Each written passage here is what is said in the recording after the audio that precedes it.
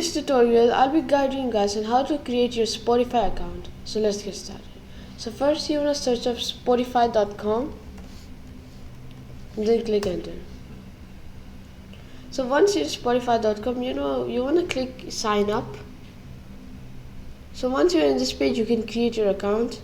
So first you want to enter your email here and then confirm your email and then create a password and like these things.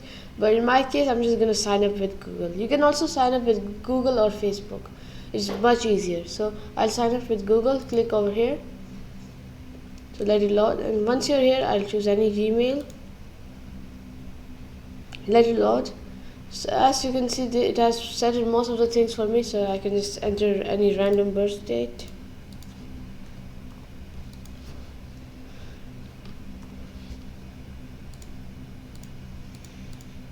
So once you enter everything, you can just click sign up.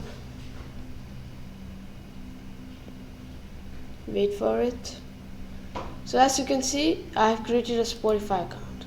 So that's it for this tutorial. I hope it helped you out and I'll be seeing you next time. Peace out.